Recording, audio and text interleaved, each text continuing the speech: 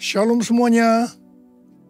Pada tanggal 4 September 2023, kita merayakan hari ulang tahun GBI Jalan Jenderal Gatot Subroto yang ke-35. Haleluya! Sekitar 38 tahun yang lalu, seorang hamba Tuhan dari Belanda, yaitu Pendeta Schenk, dan misionaris Indonesia, Pendeta Damaris, bernubuat bahwa saya akan dipakai Tuhan untuk menjadi alatnya untuk merestorasi Pondok Daud. Sekarang gereja yang saya pimpin, DNA-nya adalah restorasi Pondok Daud.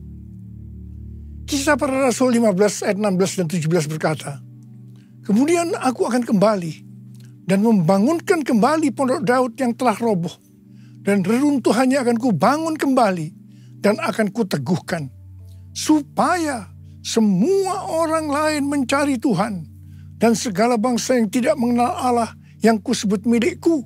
Demikianlah firman Tuhan yang melakukan semuanya ini."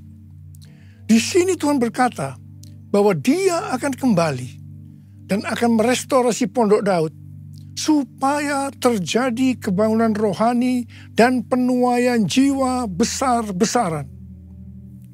Apa yang dimaksudkan dengan Pondok Daud? Pondok Daud adalah pondok dari tenda yang dibuat oleh Daud. Di dalamnya ada tabut Allah, dan ada orang yang memuji dan menyembah Tuhan. Jumlah pemuji 288 orang. Setiap kelompok terdiri dari 12 orang. Kalau 288 dibagi 12, itu hasilnya 24. Ini dapat diartikan setiap jam terjadi pergantian kelompok 12 orang tadi. Ini dilakukan siang dan malam. Berdasarkan ini, maka definisi Pondok Daud adalah doa, pujian, dan penyembahan dalam unity siang dan malam.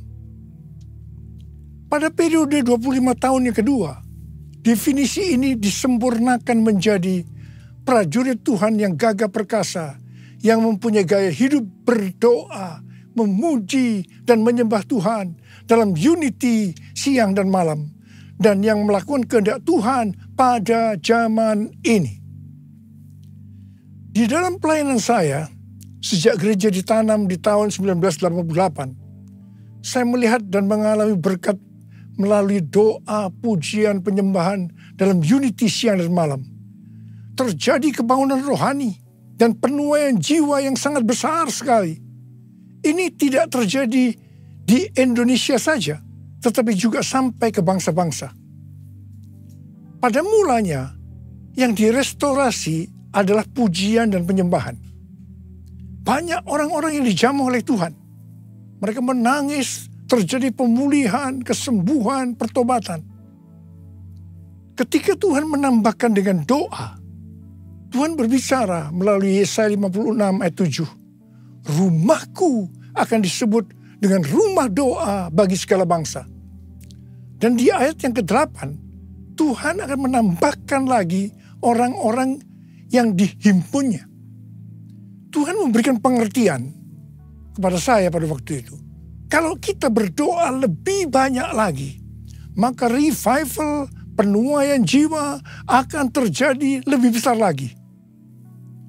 Setelah melakukan ini, yaitu doa, pujian, dan penyembahan, maka kami menanam gereja lebih banyak lagi. Kami mempunyai pengalaman bahwa dalam waktu 1,5 tahun, ada 200 gereja baru yang ditanam.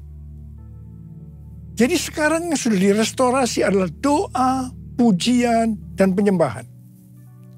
Waktu Tuhan menambahkan lagi merestorasi tentang unity, saya mempunyai pengalaman yang unik. Pada suatu hari Tuhan berkata kepada saya bahwa saya selama ini sombong dan arogan. Saya menangis dan berkata, "Ampuni saya Tuhan, ampuni saya. Apa yang harus saya perbuat?" Tuhan menyuruh saya untuk melakukan 2 hal. Yang pertama, menurunkan nama gereja yang menjadi kebanggaan saya waktu itu. Yang kedua, minta maaf pada gereja-gereja lain dan hamba-hamba Tuhan dari gereja lain. Waktu itu saya sudah dipercayakan Tuhan menggembalakan sekitar 500 gereja. Mungkin selama ini saya begitu bangga, sombong, dan banyak menyakiti gereja-gereja lain. Perintah Tuhan saya lakukan dengan segenap hati. Apa yang terjadi setelah itu? Roh rekonsiliasi turun di antara gereja-gereja Tuhan. Kami saling mengampuni dan terjadi unity di antara gereja-gereja. Tiba-tiba setelah itu roh doa turun melanda Indonesia. Di tengah-tengah itu tiba-tiba Tuhan berbicara bahwa Indonesia akan mengalami transformasi. Kami bersuka cita. Tiba-tiba di tengah-tengah kita berdoa, goncangan-goncangan terjadi. Tsunami melanda Aceh. Lebih dari 200.000 orang meninggal. Gempa bumi terjadi melanda Indonesia. Orang miskin bertambah banyak. Kami berteriak, Tuhan, katanya akan terjadi transformasi. Mengapa terjadi seperti ini? Tuhan tidak menjawab. Tetapi yang jelas, terjadi banyak pertobatan. Di tengah-tengah kondisi seperti itu, saya diperintahkan oleh Tuhan untuk mengadakan Healing Movement Crusade, atau yang disingkat dengan HMC. HMC ini dimulai tahun 2006 dan berakhir tahun 2019. Selama 13 tahun, saya mengadakan HMC sebanyak 318 kali. Kebanyakan di lapangan terbuka. HMC yang dilakukan ini sesuai dengan yang dikatakan oleh Chuck Pierce yang bernubuat untuk saya pada waktu itu. Yaitu caranya lain. Caranya berbeda. Jadi setiap kali HMC, kami banyak berdoa, memuji, dan menyembah Tuhan dalam unity. Saya diperkenankan oleh Tuhan untuk melihat dan mengalami apa yang dilakukan oleh Tuhan Yesus 2000 tahun yang lalu. Orang buta melihat, orang lumpuh berjalan, orang tuli mendengar, dan kepada orang-orang miskin diberitakan kabar baik. Melalui HMC banyak jiwa-jiwa yang bertobat. Revival dan penuaian jiwa terjadi besar-besaran. Haleluya. Yesus, aku percaya. Yesus, aku percaya. Yesus, aku percaya. Yesus, aku percaya. Kau pulihkan, sembuhkan, mujizat di dalam hidupku. Yesus, aku percaya. Yesus, aku percaya. Yesus, aku percaya. Yesus, aku percaya. Kau pulihkan, sembuhkan, mujizat di dalam hidupku. Haleluya. Haleluya. Haleluya. Terpujilah Tuhan. Haleluya. Haleluya. Haleluya. Haleluya. Terpujilah Tuhan. Terpujilah Tuhan. Terpujilah Tuhan.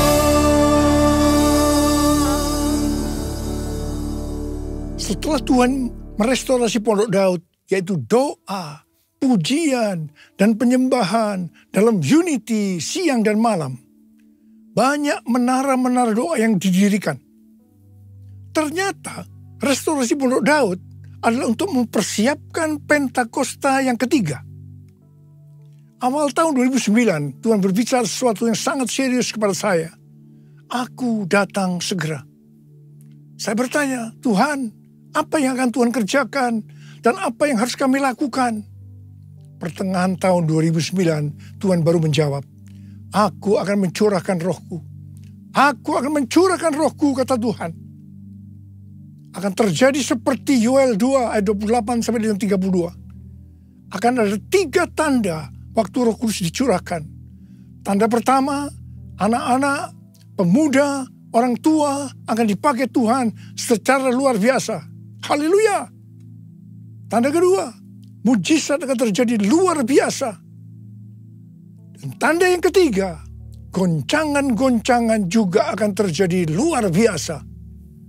Melalui 3 tanda ini, maka ayat 32 akan digenapi.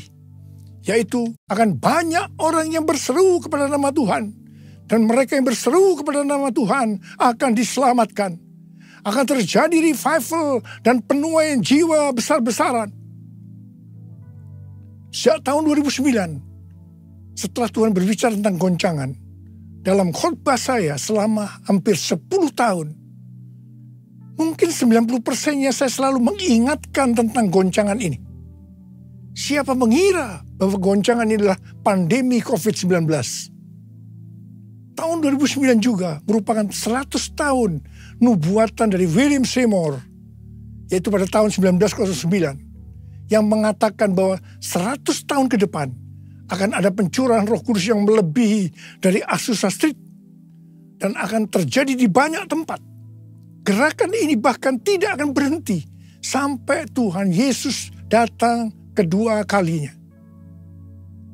Di tahun 2009 itu juga, saya bertemu dengan Billy Wilson yang mengajak saya menjadi pembicara pada Empower 21 di Oral Roberts University, Tulsa, tahun 2010. Saya bertanya, apa itu Empower 21? Pengertian yang saya tangkap pada waktu itu adalah tentang next gen dan apa yang akan Roh Kudus kerjakan 100 tahun ke depan. Pada tahun 2006 ada peringatan Azusa Street Revival yang ke-100 tahun. Di sini berbicara tentang apa yang Roh Kudus sudah kerjakan selama 100 tahun. Saudara, ini pas dengan apa yang saya dapatkan dari Tuhan tentang pencurahan Roh Kudus. Sehingga saya ikut dalam kegerakan ini, yaitu Empower 21 sampai hari ini. Selesai Empower 21 di Tulsa tahun 2010, Billy Wilson datang kepada saya dan berkata, Tuhan berbicara bahwa konferensi Empower 21 yang kedua di luar Amerika itu di Indonesia. Saya langsung menjawab, oke. Empower 21 di Indonesia diadakan di SICC pada tahun 2011. Tahun 2013, konferensi Empower 21 diadakan lagi di SICC Indonesia. Pada saat itu, Tuhan berbicara bahwa Roh Kudus yang akan dicurahkan itu adalah Pentakosta yang ketiga. Pentakosta pertama terjadi di Kamar Loteng, Yerusalem, 2000 tahun yang lalu. Pentakosta kedua terjadi di Azusa Street pada tahun 1906. Istilah Pentakosta kedua ini bukan saya yang mendapatkan, tetapi oleh yang pertama, Frank Bartleman, yang menyebutkan bahwa Azusa Street Revival merupakan Pentakosta kedua yang adalah duplikasi Pentakosta pertama yang dicatat dalam Kisah Para Rasul pasal 2. Frank ini menghadiri pertemuan doa di Azusa pada tahun 1906 sampai 1908. Istilah Pentakosta kedua ini juga dituliskan oleh Journal of Pentecostal Theological Supplement Series.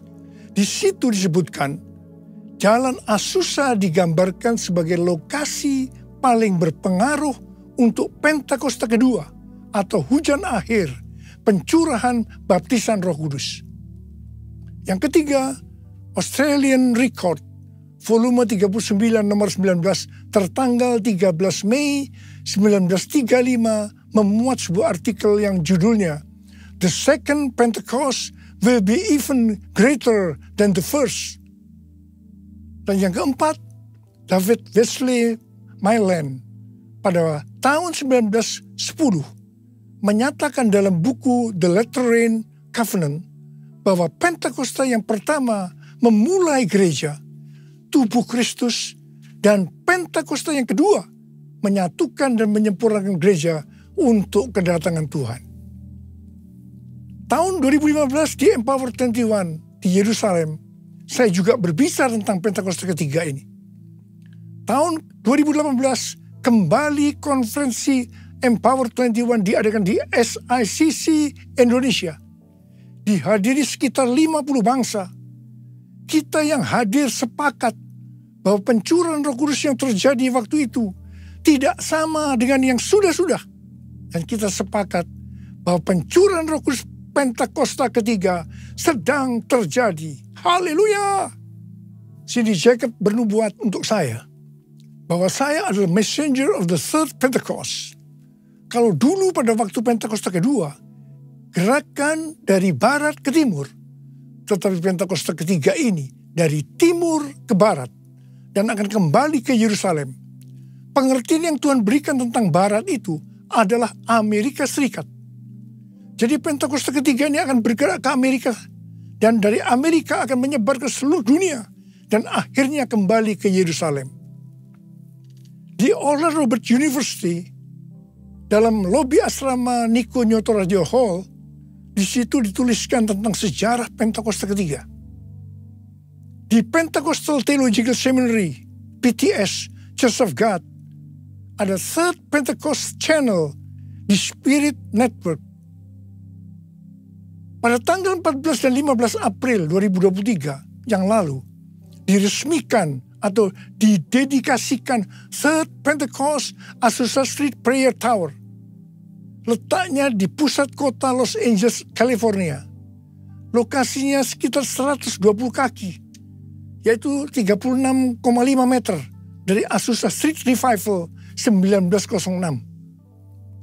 Menara doa Azusa ini sebagai tempat untuk berdoa bagi kebangunan rohani global Pentakosta ketiga dan juga tempat pelatihan dan pelayanan. Di sini akan ada doa, pujian, penyembahan dalam unity siang dan malam. Kemuliaan Bapa Allah Maha Kuasa, dipujian dan hormat selamanya. Kemuliaan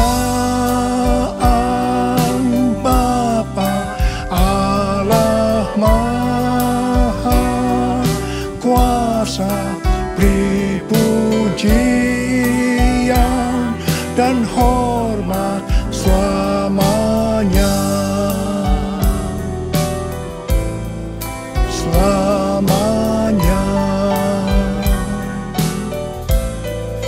Selamanya. Ada 5 definisi Pentakosta ketiga. Definisi Pentakosta ketiga ini bukan semuanya saya yang mendapatkannya, tetapi sebagian berasal dari nubuatan hamba-hamba Tuhan lain. Saya menyusun dan menyimpulkan pasal-pasal nubuatan yang didapatkan oleh hamba-hamba Tuhan lainnya. Bagian saya adalah Tuhan berbicara bahwa pada hari-hari ini, sebelum Tuhan Yesus datang kembali, Tuhan akan mencurahkan rohnya dan namanya adalah Pentakosta yang ketiga.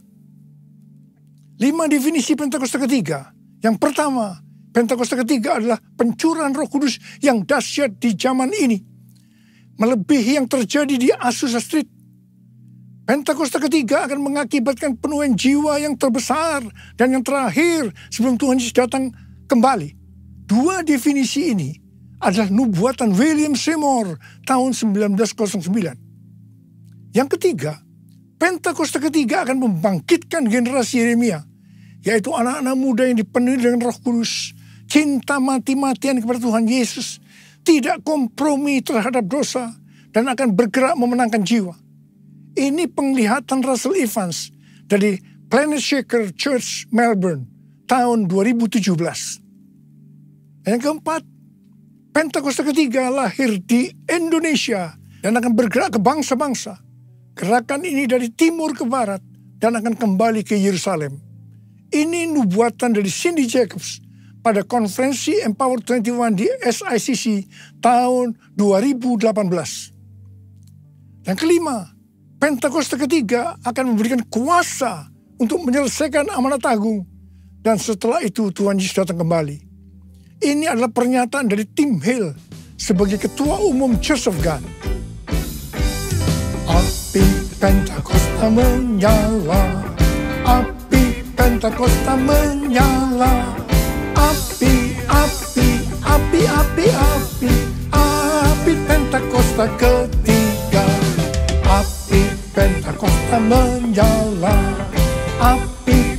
Pentakosta menyala. Api, api, api, api, api, api Pentakosta ketiga. Api Pentakosta ketiga. Api Pentakosta ketiga. Sejak tahun 2013, Empower 21 mempunyai visi bahwa setiap orang akan mengalami perjumpaan secara otentik dengan Tuhan Yesus melalui kuasa dan hadirat Roh Kudus pada Pentakosta 2033. Rick Warren memberikan pengertian bahwa tahun 2033 adalah goal untuk penyelesaian amanat agung. Demikian juga dengan Nicky Gamble. Pada tanggal 21 sampai dengan 24 Juni 2023, ada acara Empower 21 di Amsterdam yang temanya adalah Everyone. Konferensi ini berbicara tentang tahun 2033. Acara ini diikuti sekitar 6.000 orang yang berasal dari 130 negara dan juga diikuti secara online oleh 22 negara. Saya berbicara 2 kali. Yang pertama di workshop dan yang kedua di acara penutupan di Olympic Stadium. Tema yang diberikan kepada saya adalah Pentakosta yang ketiga.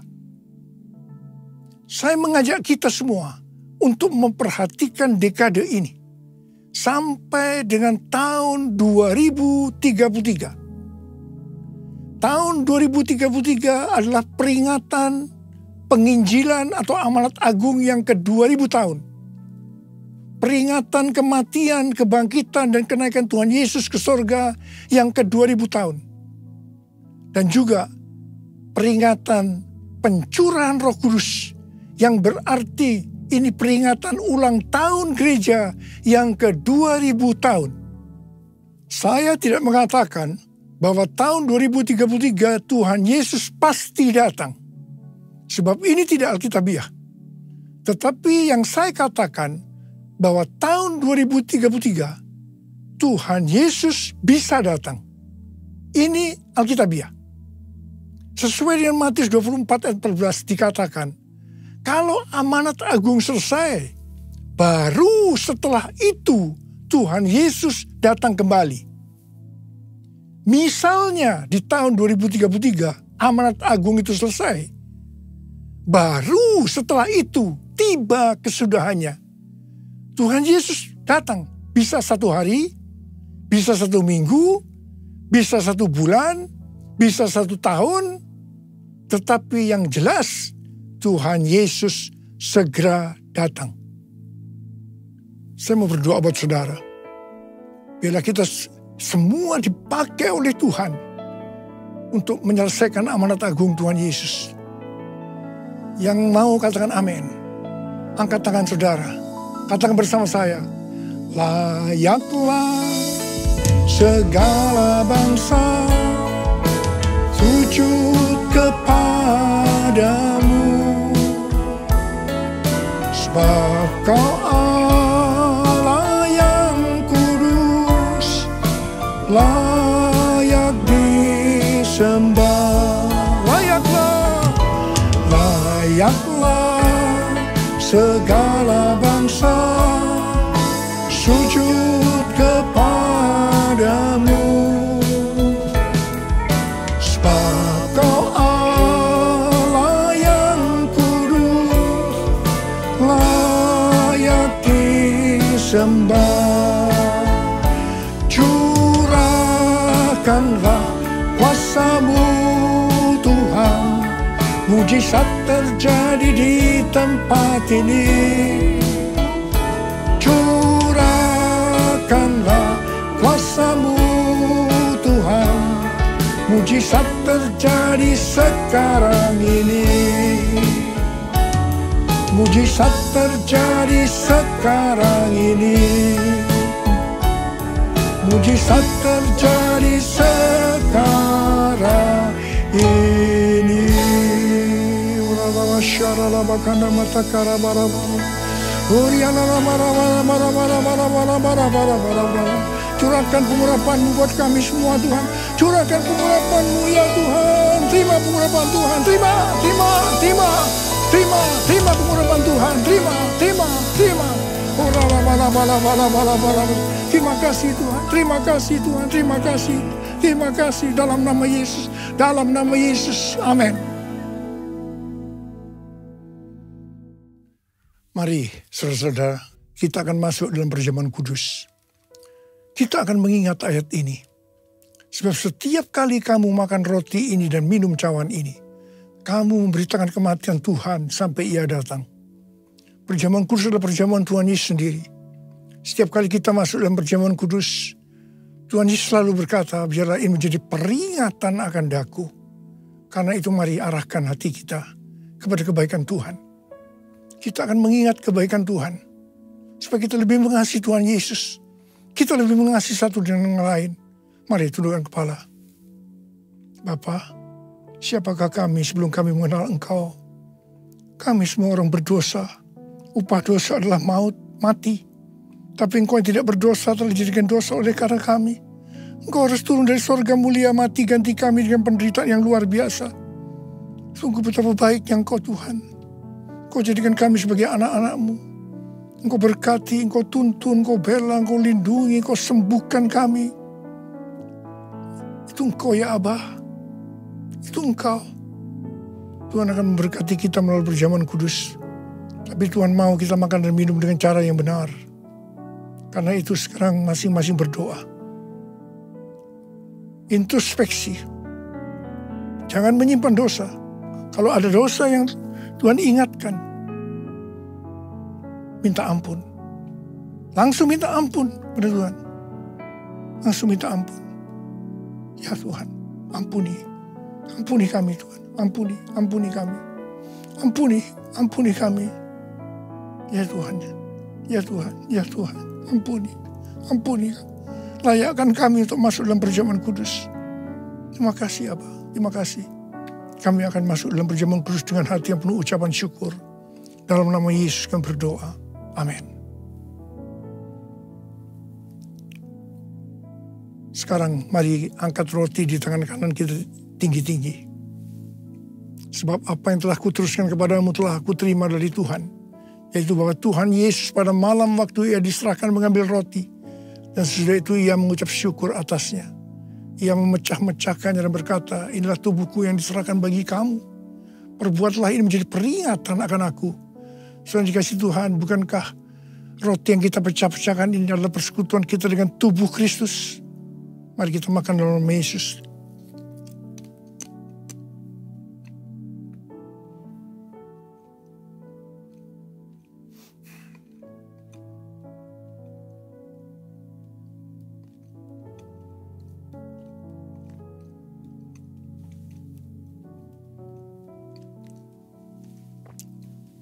Angkat cawan kita di tangan kanan saudara tinggi-tinggi.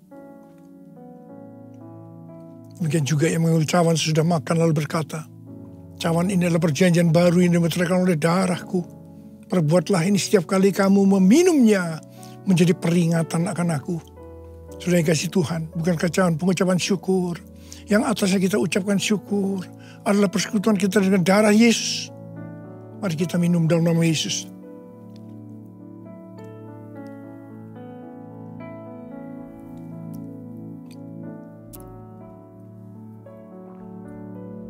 Ucapan syukur dan terima kasih dengan suara.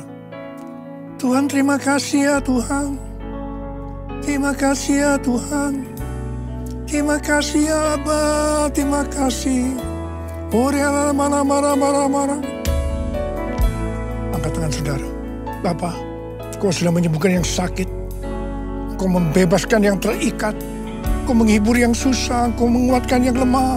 Engkau memberikan pengharapan-pengharapan yang baru bagi yang datang dengan putus pengharapan. Terima kesembuhan, terima pemulihan. Terima. Terima kasih Yesusku. Terima kasih Yesusku. Puji syukur hanya bagi Tuhanku. Terima kasih Yesusku. terima kasih Yesusku. Puji syukur hanya bagi Tuhanku. Terima kasih Tuhan. Terima kasih Yesusku. Terima kasih Yesusku. Puji syukur hanya bagi Tuhanku. Terima kasih Yesusku. Terima kasih Yesusku. Puji syukur hanya bagi Tuhanku. Puji syukur hanya bagi Tuhanku. Puji syukur hanya bagi Tuhanku.